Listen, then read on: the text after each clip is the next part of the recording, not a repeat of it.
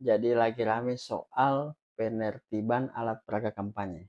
Nah, ada pertanyaan yang masuk ke saya. Apakah alat peraga kampanye yang berada di kantor partai politik ataupun peserta pemilu, kemudian mereka tidak mau untuk ditertibkan atau dibersihkan atau dicabut, apakah partai politik peserta pemilu tersebut bisa didiskualifikasi dari peserta pemilu? Jawabannya adalah tidak bisa.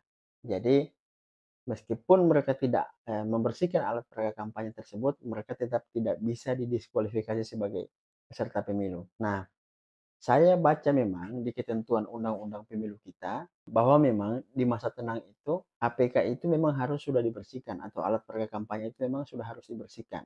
Kemudian diatur juga di dalam Perbawaslu 11 tahun 2023 tentang, pengawasan kampanye.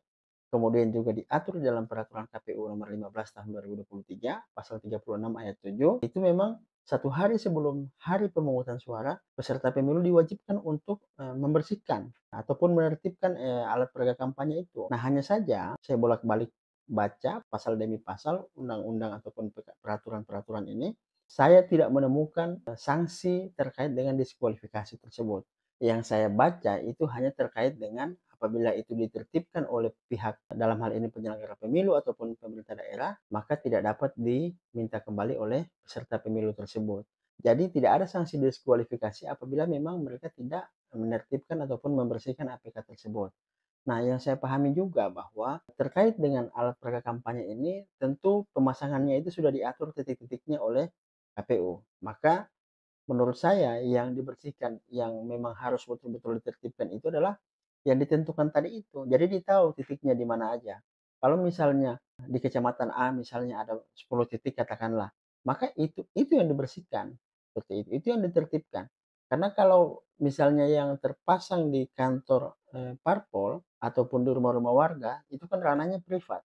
Kalau misalnya yang bersangkutan tidak mau untuk, tertibkan ataupun dibersihkan, maka upaya hukum apa yang bisa diberikan ke yang bersangkutan? Ya, kalaupun misalnya mau dikasih teguran, ya paling hanya teguran lisan doang.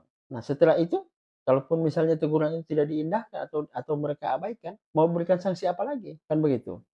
Sementara besok atau lusa, itu sudah hari pemungutan suara. Kemudian sudah masuk pada tahapan, perhitungan dan rekapitulasi hasil pemungutan suara.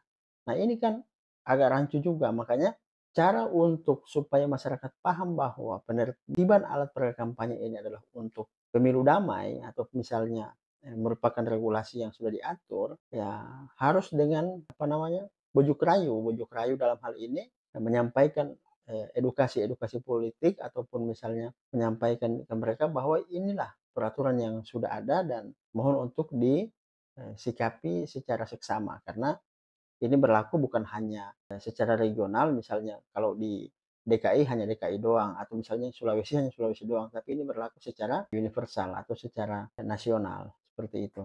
Karena kalau misalnya memang mereka tidak mau itu dicabut, nggak bisa juga, mau dipaksa. Nah, kalau misalnya mau dipaksa untuk dirusak misalnya, nah itu tentu akan berdampak hukum lain lagi.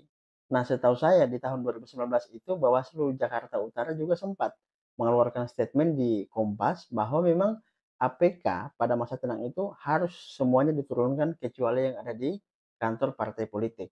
Nah, tentu regulasi ini tidak jauh berbeda atau bahkan tidak berbeda sekalipun dengan yang ada di 2024 karena memang undang-undangnya sama yakni mengacu pada Undang-Undang 7 tahun 2017 tentang pemilihan umum. Yang diatur itu adalah wajib untuk dibersihkan ataupun ditertibkan, tetapi terhadap kantor ataupun sekretariat partai politik itu tidak ada frasa ataupun pasal yang menyebutkan secara eksplisit.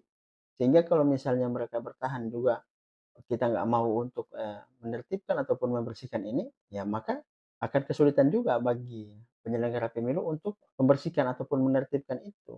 Oke, itu tanggapan dari saya. Silahkan dikomentari kalau memang ada hal-hal yang memang mau didiskusikan. Terima kasih.